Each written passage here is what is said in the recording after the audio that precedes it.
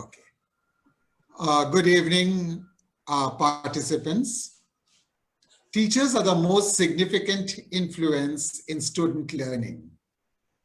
To produce good students, it is vital for an institute to have a good teachers, those who are constantly learning and enhancing their teaching skills. The importance of empowering teachers through professional learning raise the standard of teachers and give them the tools to thrive in the classroom. Strategies like mentoring, coaching, and peer support promote the development of teachers as reflective practitioners. There has been a big shift of the role of a teacher. You have brought about a big change in the education system. Today we have with us Dr. Dakshayani Khanna, who is the founder principal of Harvest International School, Bangalore. Dr. Khanna has over 31 years of experience in the field of education in India and abroad, across the curriculum. From being a gold medalist in her college days, she has innumerable feathers attached to her hat. I might take a full 1 hour to read it.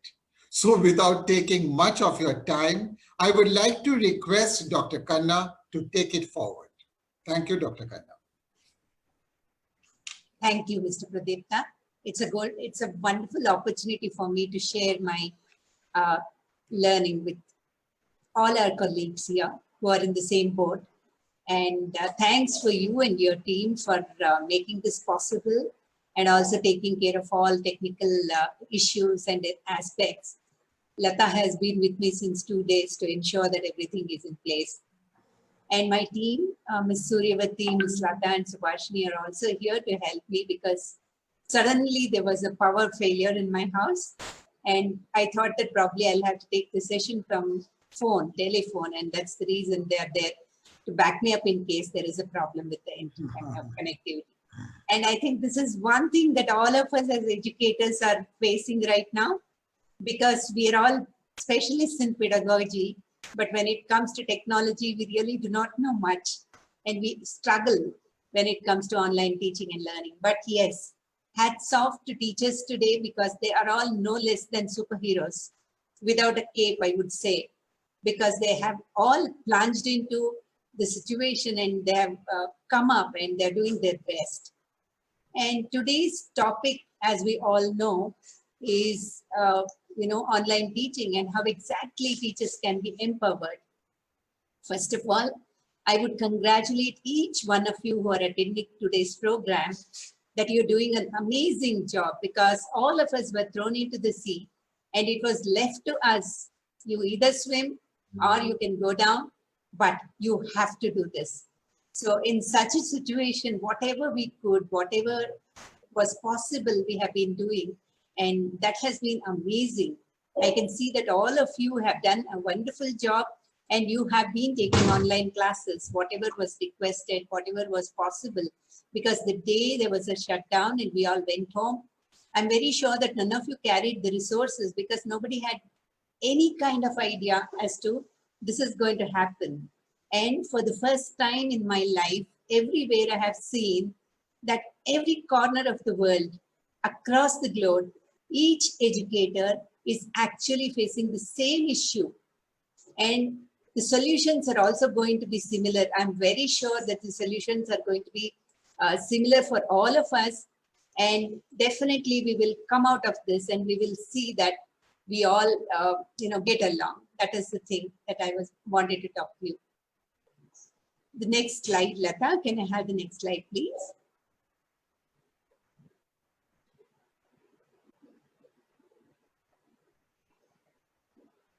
Are you able to hear me? Can you see the PPT? If you can see the PPT, I request all of you to type yes. If you can hear me, I request all of you to type yes in the chat box.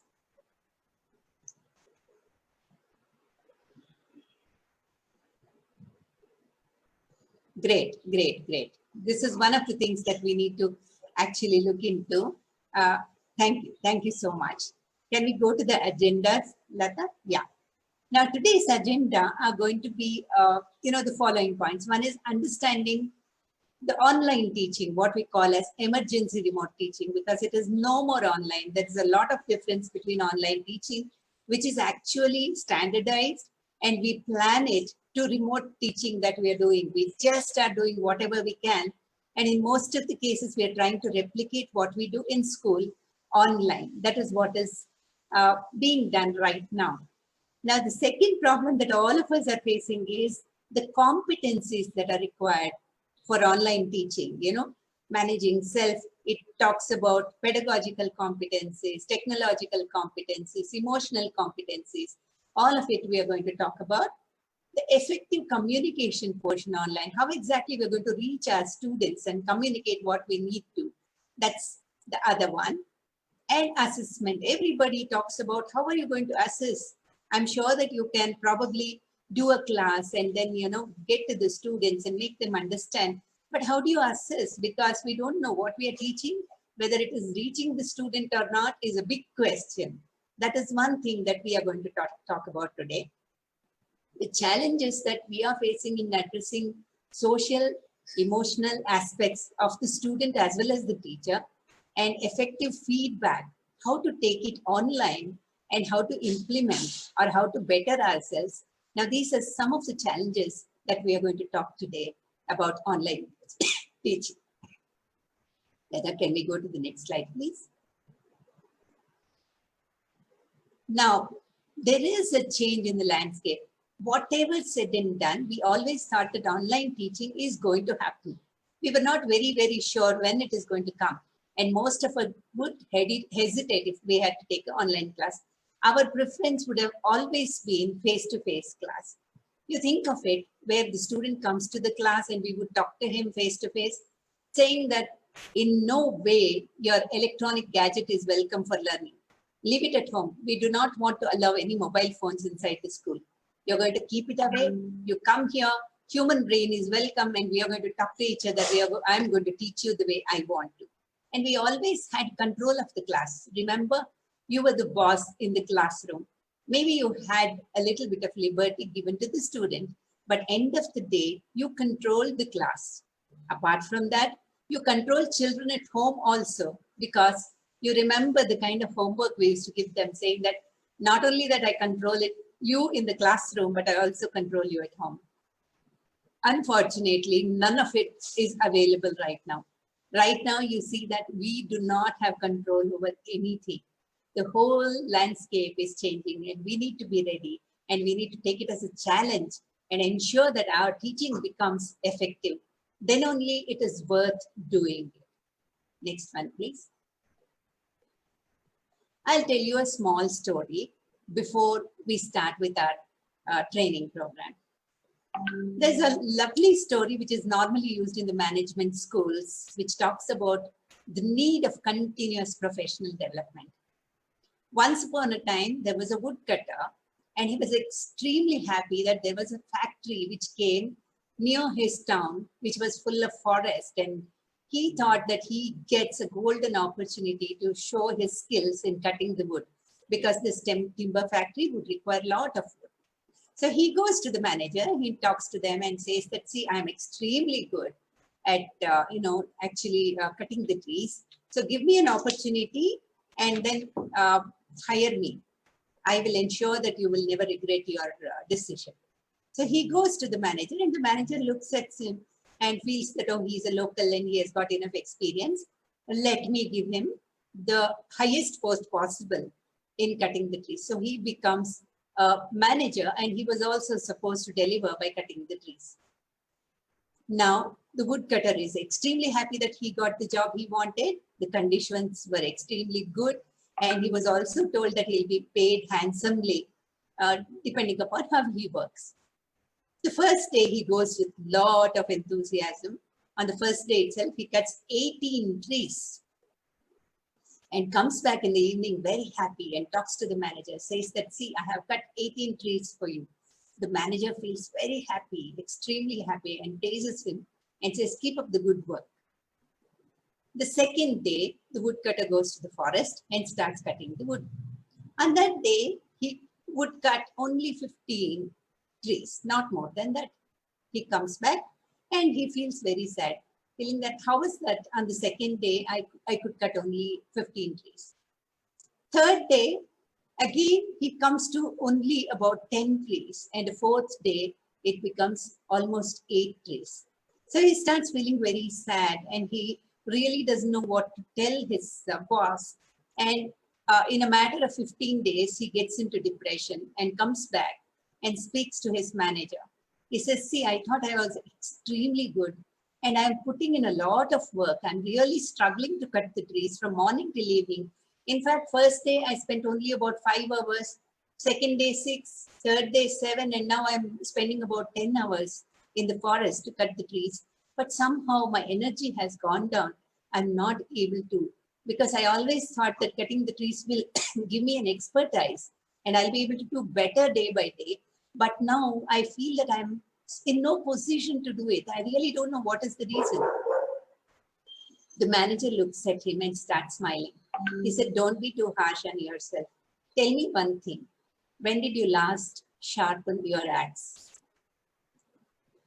The woodcutter immediately says, where did I have time?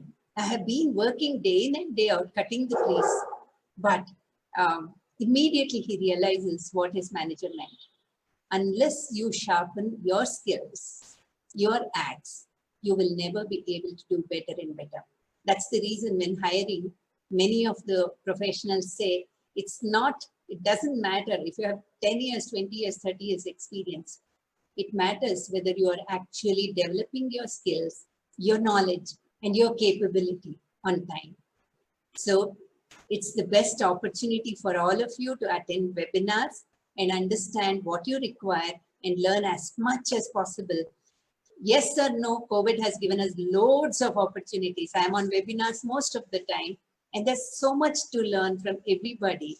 That is the reason, professional development has to be given prominence by everybody, without which we will lose our competence of whatever we are doing. Thank you. The next one, please.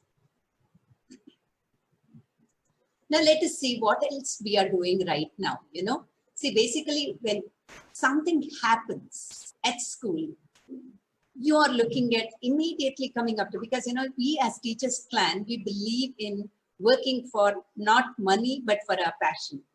And the main thing that we are worried about is our own children in the class. When you're looking at your children, you'll forget everything. You do everything. But remember, we're not experts in everything. Even in a television show, there is a script writer. There's a person who is going to videograph. There's a person who is going to edit. There's a person who is going to air it. Everything is allotted to different people. There's an art director who will say, this will look good, this will not look. And the second one is an editor. If your video is not okay, he will ensure that he will adjust the light, he will do things and he'll make it okay. But what are we doing today? You are doing the web access, that is, you are learning how to use the tools that are available for you for teaching.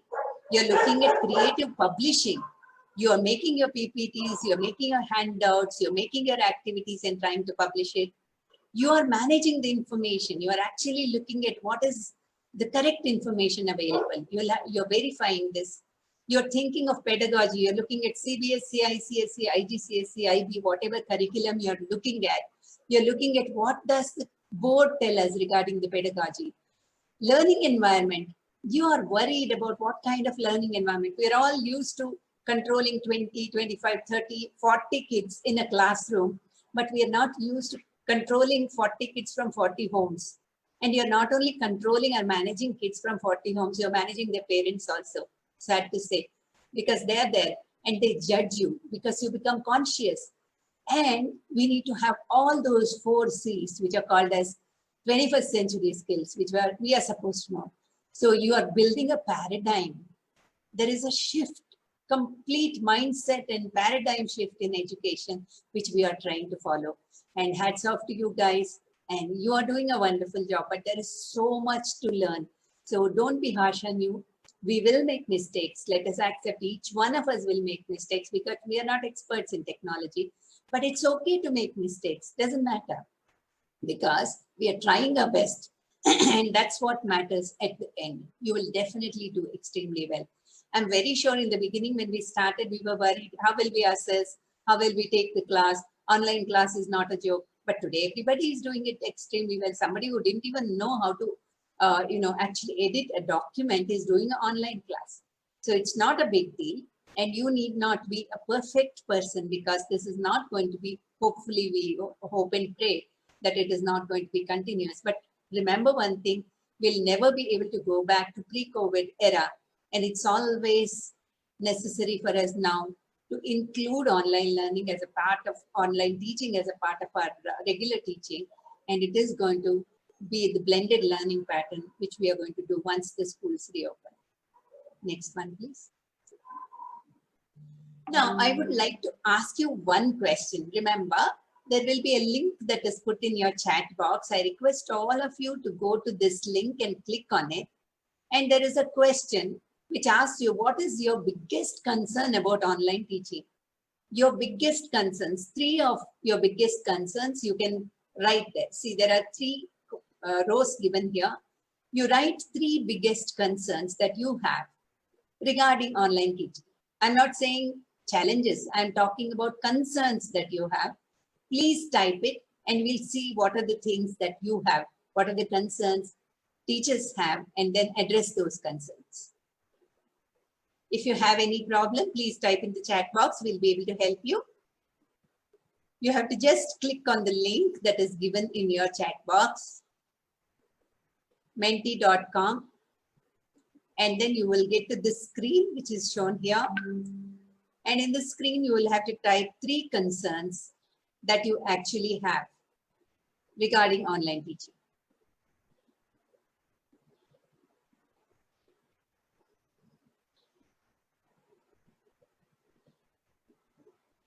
Awesome. I can already see a lot of things. Connectivity, yes, I had a lot of concern today because my power went off and I was very worried about the connectivity. Understanding, students understanding whether we are teaching and we are comfortable with teaching, whether students are understanding or not. Time management, technological ability, completing the concept, excellent. Connectivity, time limit, sincerity of students, I suppose, feedback. I'm sorry, I think there is a slight issue with technology again. She will share the screen by then in case you want. Yeah. Excellent. See, can you see these bigger font words which are there in the center? Connectivity, time management, understanding, students understanding. Excellent. Now, all these, many people are typing. That's why the font size is becoming bigger and bigger. The concerns that you have here are becoming bigger and bigger because many of you are typing the same thing. Now, this Mentimeter is one of the tools that you can beautifully use in your classrooms to ask questions if it is a short question. So now we have to become masters in using different kinds of apps and tools, because otherwise your class is going to be a webinar and not interactive, and students will not be able to learn if it is one-sided lecture that you're going to give, because that is definitely going to make them feel bored. And it's not only that, social interaction and collaborative learning is more important than teaching them how to teach online. So this is one of the ways. And thank you all so much. We have got a lot of things to talk about right now. Connecting with the students, learning, yeah, technical issues, technical glitches, connecting with students, student understanding, again, the same technology. Yeah, judgment, yes, parents sitting there and judging. Thank you so much. This is the word cloud, and thank you for participating in it. Can we go to the next slide? Now, all of us have already started online teaching. We'll just go through it. We'll not get into details of this. You know what? All of us have taken courses on Coursera, MOOCs, etc., etc. A lot of courses we have been taking. But what we are doing today, as I told you, is emergency online teaching. It is just stopgap. We just jumped into it without knowing anything. We have started it. What is the difference between online teaching and also emergency online teaching? Now, online courses or online teaching, which is structured, is researched for years together before they form this particular course. It is actually many experts sitting together along with technology experts. They're all sitting together to make that particular course, which means you have somebody who will take the videos, somebody who is going to go through all the contents, somebody who is going to structure 5 minutes, 10 minutes, 15 minutes activities. All of that will be done. And the pace also is self-driven. The person who is going to learn, it is very, very apt for them because it is always thought about it. Proper feedback and evaluation mechanism is already put in, developed over time, because it cannot be 1 or 2 days. It is 1 or 2 years they have taken to do it. And it's during non-crisis phase that this has been made. It is not during crisis like COVID. Okay. Student choice and motivation. If I am signing up for this course today, you have signed up for this webinar and it is your choice. Nobody has forced you to do it. The motivation is either you will learn something or you will get a certificate, whatever it is your choice. Whereas our classes is not students' choice. From our side, we are pushing them. From parent side, they are pushing them. So there's no motivation for the student unless the class is very, very interesting. Now, in emergency remote teaching, you see shift is temporary. We don't know how long this is going to go. Maybe a month, maybe 2, maybe 3 months, but at least by 6 months, we'll come back to original. As I told you, it may not be completely one-on-one that used to happen before, but at least we will meet students and start teaching. Teachers are trying to teach exactly the same way they teach in class. They will have, a test, they will have a PPT, they will talk because they're not tech savvy and they're not exposed to different kinds of mechanisms that can be used for online teaching. Third is issues with facilities available. Maybe imagine a teacher who is at home, who has got 1 laptop, has 2 kids, and both the kids are having online classes. Not only that she has to prepare and teach her own class, she has to support everybody at home. Why I'm saying she is, sorry, I don't have any gender bias. It's only that a lot of teachers are ladies. That's the reason I'm using she. Now, when you're looking at such a situation, a home of a teacher cannot have 5, 6 laptops, depending upon what is required. Spouse requires 1, children require 1 each. How will they manage? So the time that is available becomes very difficult. Normally, what used to happen, whenever the teacher was a little down, she could order food from outside, but all 5 times she has to cook now. And she has to be available for the needs. So with all these things, work-life balance is going haywire, which is actually getting them to a very, very stressful mode. And there is no student motivation. All this is entirely different when you compare it to online courses that are available in the structure. Next sentence, next slide, please.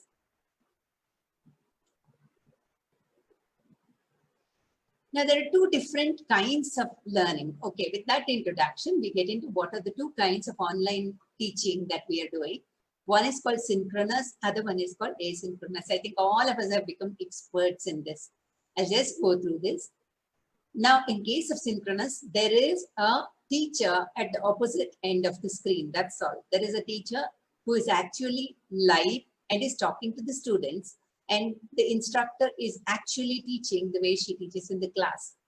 Now, they're in the same place at the same time. They're similar face-to-face. It is exactly similar to face-to-face class. It helps minimize the challenges in online education because there is a connect. Children can ask questions, teachers can ask questions, all of that is possible. Whereas in asynchronous, it is a student-centered learning method using online resources to facilitate information. It could be, you've given them a website, you've given them a story, you've sent them a podcast, an MP3 recording, or it could be a video that you have sent. See, these are some of different kinds of things that can be done. Blackboard, Edmodo, Moodle, blogs, wiki, communication via email, discussion boards, any of these, including your YouTube, or if you are using any of other videos that are going to be there, any of that can be given, wherein the teacher is not present. The teacher has given the guidelines as to what to do using that material, but it is not a live class. It requires timely feedback and clear communication to engage students in the learning. If you're sending a video, you need to give them a description of what needs to be done by them after looking at the video. So this is asynchronous. That's the difference between synchronous and asynchronous learning. Next one, please.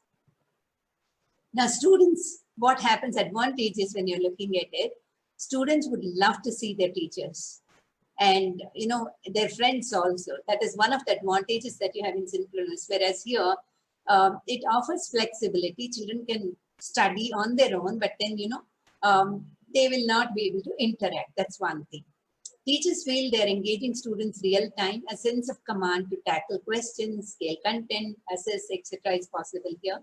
Whereas here, it is less demanding on the teacher because once she gives the material, she's off with it and children will do their own work and then get back to the class. So teacher is a little relaxed in asynchronous thing. Now, what are the showstoppers? All of us know. We don't know when the internet is going to go down. I feel that everywhere this is the problem people are facing because everybody is using internet. The speed has drastically come down and it becomes very difficult. And teacher training as to how to use the tools is another problem because there are a lot of options available. You have Google Meet, you have Zoom, and now Geo is also coming in. You have Microsoft Teams. All of these require certain expertise from the teacher, and teacher is not trained. None of us are trained because we were never interested in getting ourselves trained. Now it is very, very important for us to get trained and choose whatever we need to effectively. Because, in lower grades, I feel that children have to see the teacher and classmates because emotionally they have to connect, especially you're looking at 1, 2, 3. When you go to high grades, probably you can have limitations and you can use Microsoft Teams. Whereas Google Meet or Zoom will be the best when you go to lower grades. But we have our own issues. Zoom had some issues before, but now I think they've done their homework and they've done a lot of modifications and upgrades. Now people are using them. Now in asynchronous, what would happen? Self-study skills. Who will have? Higher grades probably will have, but lower grades may not have that. And the mindset won't change. If somebody is not looking at us, we will not do the job. That kind of mindset has to change. Now these are the issues that we see in asynchronous learning. Now, what are the competencies that are required by the teachers to run the online classes? One is subject knowledge, and I'm very sure that all of you are extremely good at what you do. You are pedagogical experts, as I told you in the before itself. So that way, subject knowledge will not become a problem. But finding the right material to use during online teaching is very, very important. So you will have to do a lot of research, and research skills would be required here. Apart from that, self-awareness, how much can I do? How good am I in using the tools? What are the tools that are easier to use? How exactly I can make my class interactive, not one way? All that, you need to know your own self-awareness. What will drive you crazy? What will make you depressed? How exactly you need to balance all that has to be looked into. Innovation and creativity. Now you cannot have everything the way you had before. So your class has to become really innovative. If it is a 40 minutes class, I'll tell you, in class, you would have taken 20 minutes of teaching. You would have probably taken 10 minutes to talk to each other, talk to your students, 10 minutes for an activity, that would be 40 minutes. But when you're teaching online, all that is off. So you'll be covering probably double the portions of what you would cover in a face-to-face class. So it has to be collaborative. There are plenty of tools that are available like Mentimeter. You have Padlet, you have Jamboard, you have a lot of Kahoot, you have a lot of other, or polling, or you can have Google Forms, Microsoft Forms. All these are available for us. And you need to divide your class in such a way that you have a 10-minute talking and 5 minutes activity, or 10 minutes activity, again come back to 10-minute teaching. So you'll have to plan your class in a very, very intelligent way. Okay, critical thinking, communication and collaboration, again, with the students, with the teacher, and being very responsible and taking care of the responsibility and global awareness. What is happening? Because as I told you, for the first time, every educator on planet is facing the same issues. And you will have to think as an educator who is global, not local anymore. That concept is gone. Once upon a time, people used to have, it's our business. Whatever we do in our country is our business. It's no more our business. Now it has become a global business. Now these are different things that we spoke about. Communication, how are we going to do it? high motivation. One, you have to be motivated. You have to keep your peers motivated. You have to keep your children motivated. You have to keep your parents motivated. All of it will come on to you. Then self-directed learning. You will have to learn self, and you will have to make the child learn self-directed. So you have to give the guidelines as to how they can learn on their own. Most of us are using flip model. Basically, we used to teach in the class, whenever you're teaching in the class, you teach something, you give some homework, they will go home and start reading. But now we are sending the material ahead, and they will come with some knowledge of what you're going to teach in the class, and discussion becomes more and more effective. That is what we are doing right now. The media literacy in terms of, okay, how am I going to make a video? Most of the times you might not find the videos that you want, especially if you're looking at art and craft, sports, if you're looking at languages, videos are not available. You're making your own videos, and that definitely requires a lot of media literacy, how to do it, how to learn. All that self-learning has to take place by each and every teacher. Then self-management skills, as I told you, there are a lot of things that are stressing you right now, and you need to be able to manage yourself. That is another thing. Collaboration, helping each other, basically sharing expertise. If something has worked for you, you can share the same thing with everybody else, and everybody else can do that. They say expertise comes in pockets. Now everybody is doing online training, and probably in every school something has worked. Now these pockets have to be connected together, and once it is connected together, everybody can use that expertise which is collectively coming in, and that's what collaboration beautifully brings. Next slide, please. Now, these are some of the things that we actually spoke about. Not only technical abilities, we need to be worrying about self-awareness. See, when you are taking the class right now, how much academics is being taught is one part of it. And the second part is how children are actually suffering. You imagine a situation where the child is actually locked up at home 24/7. They never were there like that. Now, all the time there is a parent who is telling them what to do, what not to do. In class, as soon as you turn to the board, they would have some nice moments together, smile at each other. That is not happening. They're not going out to play. They're not going to each other's house, and they are completely deprived of any kind of emotional support. So you need to be putting all those aspects into your classroom. Social awareness, the ability to understand the emotional makeup of other people. If I talk like this, how will it affect the other person? So children as well as the teacher has to actually look into these things. There were a couple of articles that came saying that parents were bullying teachers. Can you believe that? Very few, maybe, 1% or 2% of parents could be like that. But then, they need to be taught empathy. Children should be taught how much, they should know how much teachers are putting effort and how much they're struggling to teach them. They should be able to talk to their parents and say, don't judge my teachers. In many of our schools, we say, parents don't be there when teacher is teaching because she'll become conscious, and we don't want that to happen. So managing ourselves, managing relationships, then awareness and regulation of our feelings, all of that have to be taught right now to teachers as well as students. Next one. Some of the guidelines that is given by WHO is the major competencies and skills that are required both for teachers as well as students right now is taking care of their own health, coping, and stress, managing stress. These are the things. One, it says that try and keep your children close to their parents and family, avoid separating children and caregivers. So you keep connecting with them once in a while and ensure that that connect goes on. They should not feel that they're isolated. They don't have anybody to talk to. Second and most important things, if you remember, when the lockdown started, we don't know what time we slept, what time we got up. Same thing is true even for the kids, because there was no regular class that was happening at all.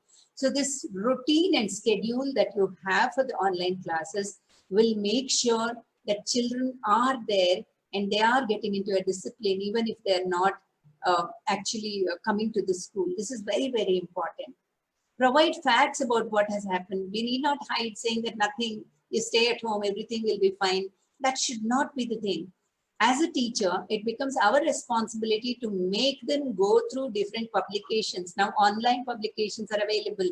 Give them cases, give them scenarios, give them statistics, and ask them to judge or discuss and then come up with what is happening and give them the realistic figures. Tell them what is there and also tell them how to be safe.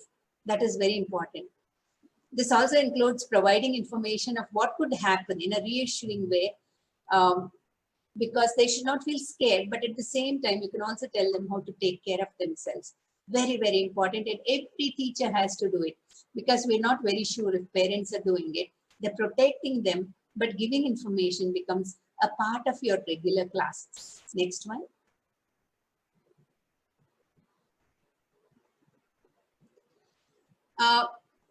Whether it is a teacher or a student, it is normal to feel sad, stressed, confused, or scared, or angry, because all our emotions are completely pent up. So talk to people you can trust. Whether it is teacher or student, there are plenty of helplines available. There is a CBSE helpline. MHRD runs a helpline called Mano Darpan. Every state has got a COVID helpline, and a lot of psychiatrists are giving their numbers for anybody to talk to. Just think of people. There are kids who have killed themselves because they're completely depressed, that they're not able to go out and play. There are people, and you just heard about Sushant Singh. So whatever is the reason, there are people who cannot control themselves. So these helplines are there to help, whether it is teachers, because one of the psychologists whom I was talking to was telling me that most of the time now the calls are coming, and these calls are from teachers, not students. They're completely depressed. Could be because salary cuts, because they're not getting any salary, because they're not able to manage their family as well as their work. All this put together, it's a huge stress. So ask for help. Please be aware that help is available. And when you share your grief, it becomes half. Don't use smoking, alcohol, or drugs to deal with your emotions. This is what WHO is saying. It's talking generally to everybody. If you feel overwhelmed, talk to a health worker or a counselor. Anybody whom you trust, you can talk. Next one, please. Get the facts. Don't believe anything that comes to your mobile as a WhatsApp forward or anything that is shared with you, because half the time it is wrong. So you rely on only authentic information and start looking at it. Limit worry and agitation by lessening the time you and your family spend watching or listening to media. They say that the last thing that in your day should not be watching a TV news. Now you don't get any good news at all. It is all COVID and it's all issues that we have. So it's better we restrict our social media, which talks about all these issues. And you have to tell the students the same thing. Okay. Draw on your skills that you had in past, which helped you to manage your previous life adversities. It could be singing, it could be painting, it could be dancing, anything. You can do it, and you can ask your children to do it. It can be a part of your class, storytelling, reading a story to each other, looking at a video that is positive, 3 minutes, 2 minutes videos that can be a part of your regular training. All this can be used in making sure that the emotional well-being of the child as well as the teacher is taken care of. Next one, please. Now comes the communication. How exactly we have to communicate with the students. See, most of the time, especially when you look at higher grade, we normally don't look at the mistakes that are done, except for technical terms. Even the board says it's okay as long as the technical terms are spelled correctly.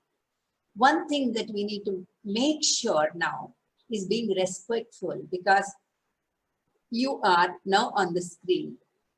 This is self-management. You can't be yelling at them. You don't even know this.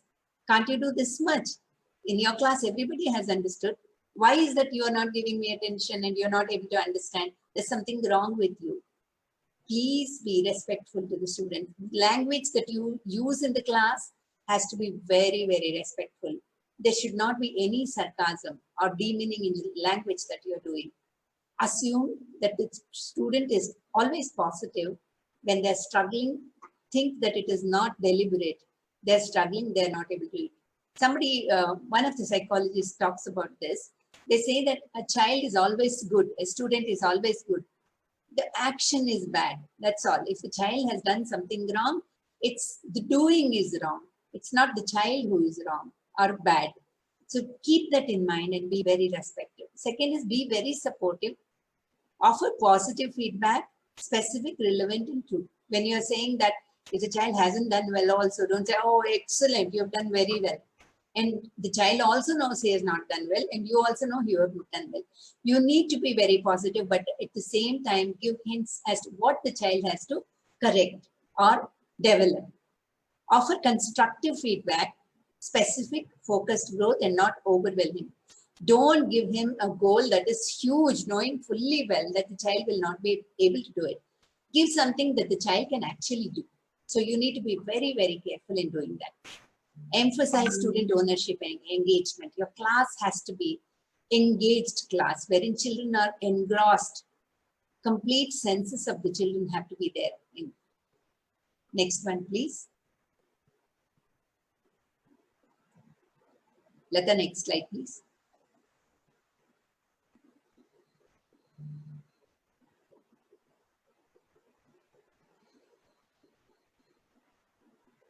Always be very, very positive, because this is one thing that we have to learn as a teacher, because that 40-second, even when it is a face-to-face class, when you enter the class, the first 40 seconds or 1 minute of your entry into the class will decide how your class is going to go. If you're sad, if you're depressed, if you're angry, if you have negative emotions, the whole class will reflect the same thing. So you need to be very, very careful when you get into the class, whether it is online or face-to-face. Talk about schoolwork in an enthusiastic and joyful way. Emphasize intrinsic motivation. You need to motivate them. It has to come from within. Convey the tone of warmth and friendliness. Never raise your voice or start shouting, because it will completely spoil the whole classroom engagement. Next one, please. While communicating through writing, make sure that you proofread, especially when you're looking at your PPTs, handouts that go out. You need to, because now while typing, there is an autocorrect, but you have to make that effort to ensure that you just correct it and you don't misspell it. Keep text very simple. Colors, overuse, bold, italic, capitals, avoid that, because it will really confuse the student. While video chatting, elevate your camera. When you're sitting, please ensure that the camera is at an elevated level and your whole face is seen while teaching. Next one. Wear professional clothing. These are small things, but then they make a lot of difference, because unless you're serious and professional, children will not be. We tell our children, we don't go to the extent of saying that wear your uniform and sit, but there has to be a standard definition. I would say business casuals or something like that, wherein they'll have to dress up. They can't sit on the bed. They have to sit in a place. Exactly the same way, teachers also have to be there. Regarding the techniques and technology, it's all right to make mistakes. You can tell them that I'm also making mistakes. Look at me. If you know better, please help. Children will find it very, very interesting, and they will be supporting you in case you give them that responsibility of managing the class, managing your tool, etc. It will be really nice for them to do it. Next one. Now we will go back to the Mentimeter and we'll have a poll. Look at the question, which of the following do you think is the biggest challenge in online teaching? There we spoke about concerns, you wrote your concerns, but here we are talking about challenges. What is the challenge? There are 7 which I have put here. There are many more, but I have taken the relevant ones. Supporting student emotionally. When you're teaching, academically you are able to manage, but supporting students, some of us feel that supporting students emotionally is a challenge, because you won't even know what they're going through. Students' interest and engagement. I don't know how many of them are engaged in my class. Maybe they're watching another movie on the side and they're just logged in. Resource quality. I don't know. I have downloaded it from some site and I felt that it is good. Technology limitations. I don't know how many of them have. What kind of gadgets are they? And are they actually attending from phone or tablet or computer, whatever? Access and accessibility of technology, tools and scheduling and other. So these are the things that are given in that particular slide. And I request all of you to select one. And we'll see which one is the common one that all of us feel.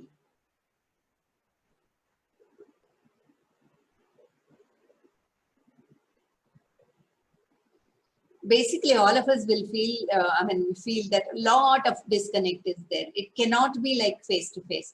Online can never actually show you what the problem is, but yes, it is going to be a difficult job, and we will definitely find a solution for all that. Excellent. I see 38 people who have answered 39, 40. We'll wait for 50 people and see how exactly. Supporting students emotionally, 9 of them, yeah. Student interest and engagement, excellent. 27 of them feel that student interest and engagement is the problem that we are facing. Resource quality, only 1. It's possibly because you are only making the resource, or you are actually curating, either creating or curating the resource. Technology limitations, 5, yeah, very less, especially when you are actually looking into cities. I don't think this is going to be a problem. Access and accessibility of technology, also only 4. Tools and scheduling, only 1, because all of us now have become okay with using Zoom or Meet or anything. Excellent. I see 68 people answering, out of which 40 of them say student interest and engagement. Very nice. Thank you so much for your participation. Very nice. I see in chat also some of you are writing student interest and engagement. Excellent. Can we go back to the PPT, please? This is another thing that you can use from Menti only.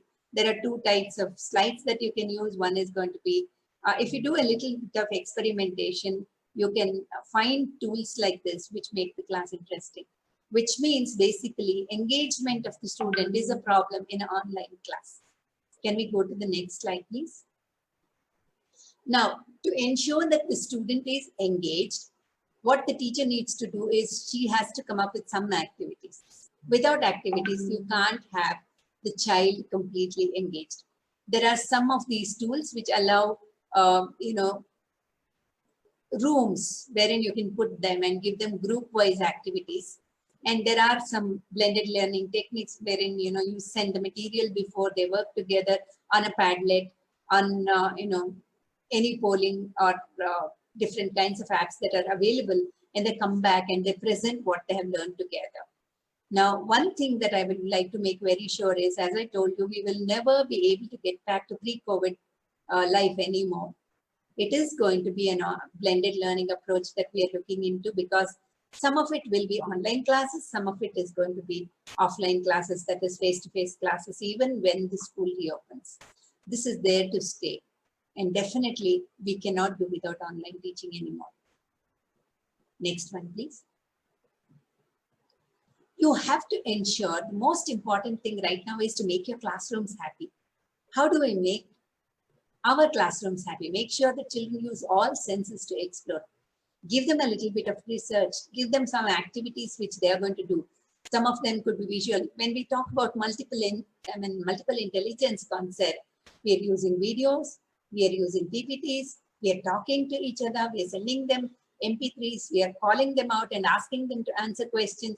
So we are using all the multiple intelligences here. So ensure that you call them by name and speak to them so that they are involved in the class. Plan a new experience. It cannot be face to face. You will have to plan your class in a different way. It could be, some newspaper item that you are going to bring into the class, or a video that you are going to talk about, and ask about critical and creative thinking experiments. There was one teacher who was talking about teaching measurements, probably in grade 1 or grade 2. And she said, make all your parents or anybody at home jump and see what is the height, measure it. Instead of saying inches or centimeters, she wanted the child to understand measurement and start measuring the height at which children jump. You can come up with different kinds of innovative methods and ensure the children get into it. Incorporate emotionally rewarding experiences. Maybe in the class, calling out the birthday boy and making everybody talk about it. If somebody else somewhere has got a COVID, talk about it and see how they are feeling and how children can react to such situation. One thing that we don't teach in schools is, facing the harsh realities when it comes to sudden outbursts of either diseases or any of those unexpected situations. Review past experience and create new experience. Don't do the old thing all the time. You have to keep thinking and see how you can make it more interesting. Provide a lens of personal achievement. You can always start talking to them regarding what they have learned other than academics. You can talk to them regarding what are the responsibilities they have taken at home. What are the different things that they're doing in terms of learning technology, ensuring that, how to take care of themselves, self-awareness and all those things. Build on dynamics. Don't become stagnant. Don't become predictive, because children should not say, oh, ma'am comes and then she'll open her PPT and she will talk about it. Don't become predictive at all. The experience for them has to be dynamic and changing all the time.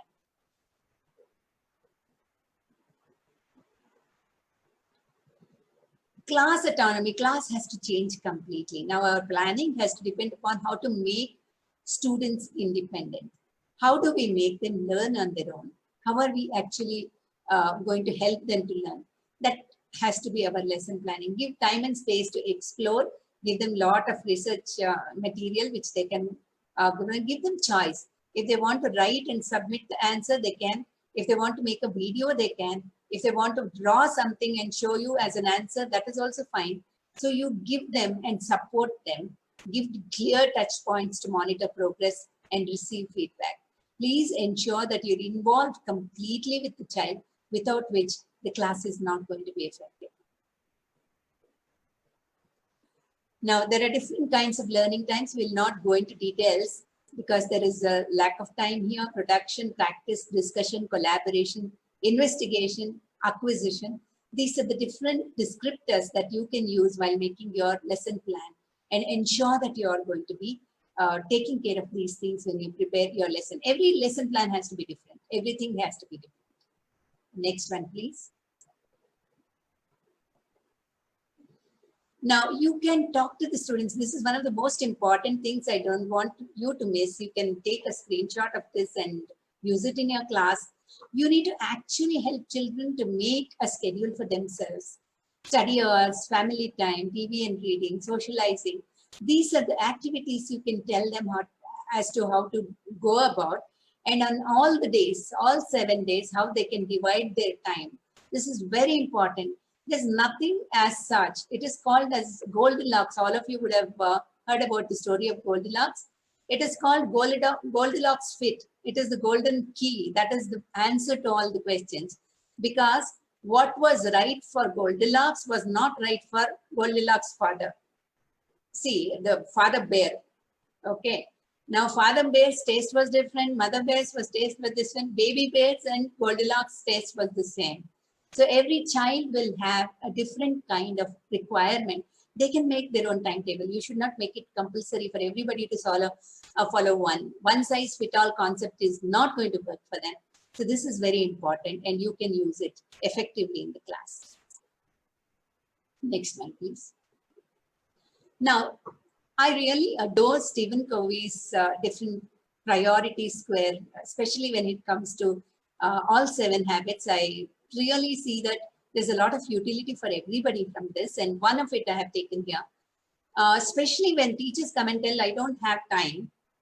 This time management and priority management technique is very, very important. Before we get into this quiz, I want to show a small video for you.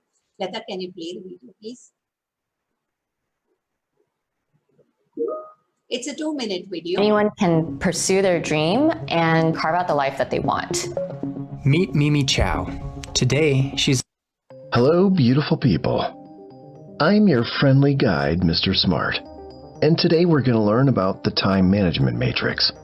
A good understanding of the time management matrix is definitely a prerequisite of smart living. And by the way, you can subscribe and join Mr. Smart to learn, practice, and promote smart living. We can divide different activities of life into 4 quadrants, depending on their importance and urgency. Importance is related to habit 2. That's your mission and goals, what you've set for yourself.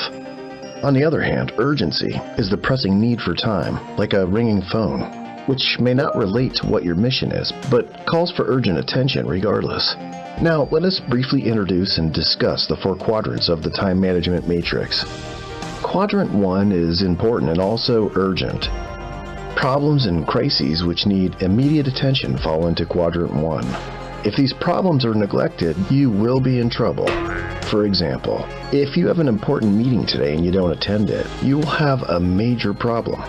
All crises, deadline-driven activities, last-minute preparations or assignments, important customer calls, firefighting, and corrective activities are in Quadrant 1. Quadrant 2 is important, but not urgent. It deserves our utmost attention because it's directly related to our mission, goals, and roles. But there's no sense of urgency about it. Deep relationship building, long-term planning, coaching, mentoring, professional development, continual education, soul-nourishing recreation, market strategy, physical exercise, broad and deep reading, and preventative activities are in Quadrant 2. Working on this quadrant is the key to effectiveness. Quadrant 3 is urgent, but not important. These are all things which can be important for others, but not related to our own mission, goals, and roles in any way. These are mere time wasters for us. Unnecessary calls, interruptions, emails, and unprepared meetings without any agenda are included in Quadrant 3. Quadrant 4 is the combination of not important and not urgent. Extensive and mindless TV watching, casual internet surfing, workplace gossip, and other escape activities are in Quadrant 4. They eat our time away and produce no value. There. I'd say that was a pretty brief introduction to the time management matrix. Now, let us focus on what's really the key to success in time management. Think of one personal activity and one work activity, which will bring about phenomenal improvement in your life and work if you do them well and consistently. For instance, spending more quality time with close family members and improving your relations with key business associates can be 2 outstanding examples of this. To which quadrant do these 2 activities really belong? Absolutely, it's Quadrant 2. Do yourself a huge favor and say no to Quadrants 3 and 4 to focus like a laser on Quadrant 2. If you work hard on Quadrant 2 with focus and consistency, it will always continue to minimize the size of Quadrant 1. So you'll have fewer crises, fewer emergencies, less problems, and less immediate corrective measures because you're correctly working on preventative measures in Quadrant 2. Quadrant 1 acts on us while we act in Quadrant 2. So, the activities of Quadrant 2, which matter the most, should never be placed at the mercy of Quadrants 3 and 4, which matter the least. I know it's fun to kill time. It's fun to be entertained mindlessly. And there's a time for that. But it's not all the time. And if left unchecked and unbalanced, can harm you in ways that you never even thought of. Least of all would be any kind of business success. So, the discipline of time management requires proactivity, which, if you remember, is habit number 1. Dear viewers, it is the 9th animated video of the 7 Habits series. We highly... Yeah, thank you. We saw this because, most of the time we'll be doing a lot of things which probably are not very, very important. We need to actually look at what is important and what is absolutely necessary right now. Quadrant 2 is what we need to look into. Unfortunately, I don't have time to explain everything in detail. When you have time, I request you to go through this and plan yourself to make sure that everything goes on well. Next slide, please. I will talk only 2 minutes about the assessment because, basically we don't have time. It's only 1 hour. See, collecting feedback is very important for the efficacy of any teacher's online class. Whether it is online or offline, this is very, very important. These are some of the different ways by which you can collect the feedback. But after collecting, ensure that you act on the feedback and your class becomes, better and better. You can't fix everything yourself. Be kind to yourself, but be honest and try to do whatever you can. But feedback taking and also acting on it is very, very important. Next one, Lata.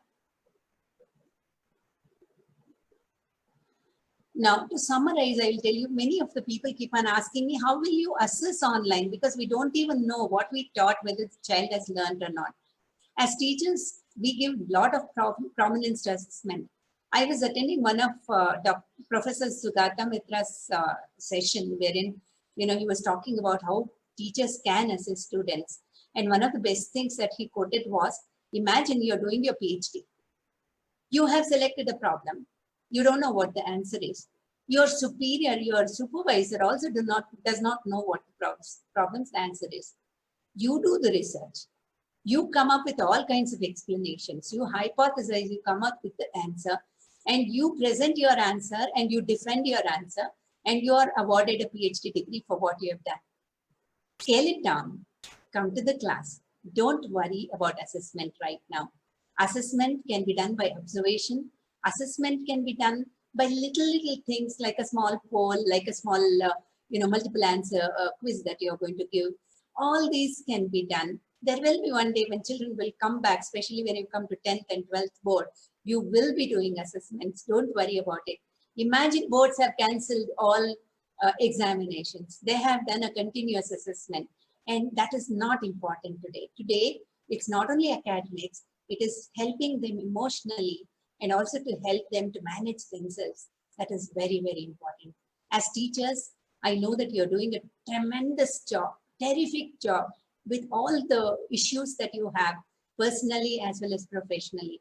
Some of them haven't got, some of you haven't got your salaries, some of you have got salary cuts, some of you are being judged by students as well as parents, but you're doing your best. Be proud of yourselves, and without you, nothing can move. Have that self-managing skills. Take care of yourselves, which is equally important. Normally what happens, your first priority is parents and in-laws. The next priority comes probably with the children. Third priority comes with husband or wife. Fourth priority is pets, cats, dogs, whatever you have at home. And the last priority is yourself. Please don't do that to yourself.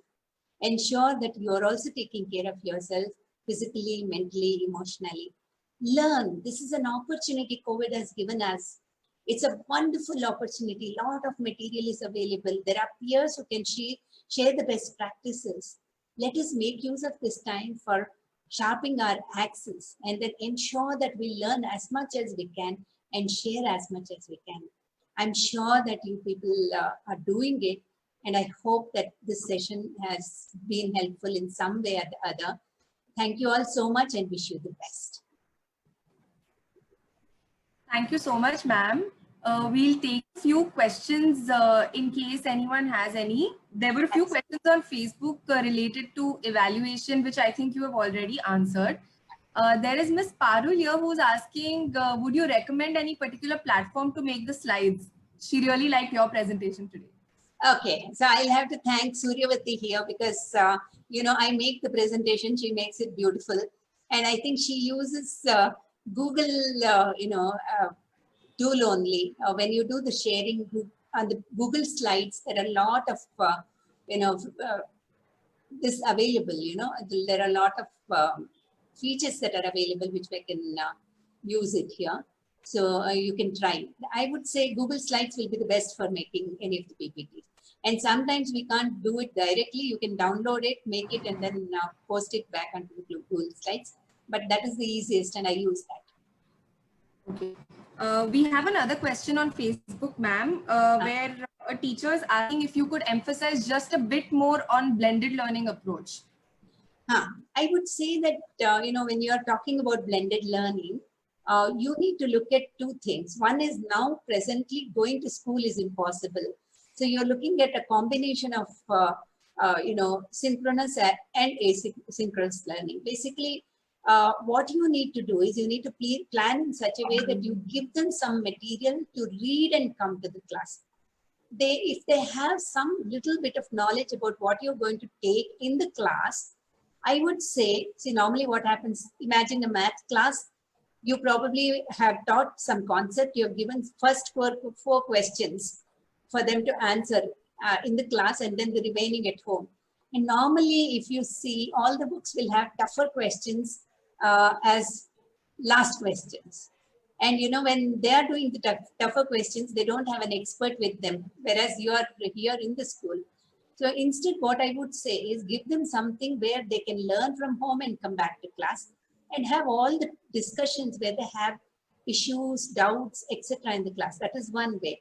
When I say blended learning, when the school reopens, I would definitely imagine that with the numbers that we have in schools, 3 days, probably a single child will come to the school. So you will have online on the other 3 days and face-to-face on these 3 days. That should be the approach. And most of the schools, I feel, will probably have to follow that. Okay, ma'am, one last question. Yes. How can we motivate students to keep their cameras on for the classes? See, I would say find the naughtiest kids in the class, give them on rotation to ensure that they actually manage the class. Okay. You have to ensure that you put your camera on and say that I would like to see, there are a lot of nice videos and stories that are available. If you can use that and say, I would like to look at you because, I haven't seen you since long. I would like to look at you and your classmates would like to look at you. So I want you to put on the camera. So it's not easy, but children can be motivated. As I told you, I 100% believe this is my 32nd year in education. So when I look at kids, there is no child who is a bad child. It is the action of the child which is bad. If you can motivate and if you ensure that that warmth is felt by the child when you're talking, then everything is taken care of. Initially, it can be group. You can talk to them in a group. But if you find 1 or 2 of them who are not putting on, who are trying to be naughty, call them one-on-one and talk to them one-on-one. And that connect that you develop will ensure that they do what you ask them to.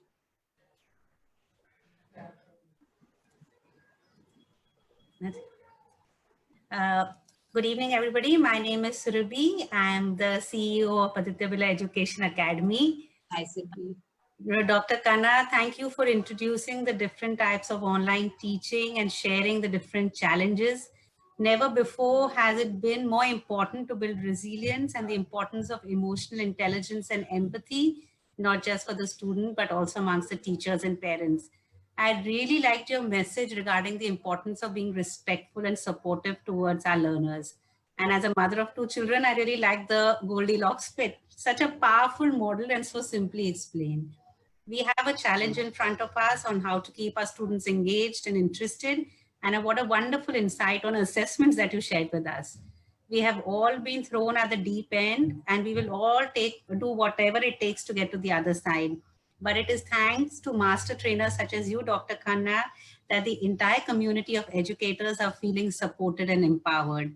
On behalf of my entire team, I thank you so much for taking the time out and doing this for us. And all the participants, thank you so much for joining us today. And we really do hope to see you at our next masterclass on next Monday. Thank you again, Dr. Khanna. Thank you very much. Thank you so much for this opportunity and thank you all so much. Good evening, everyone.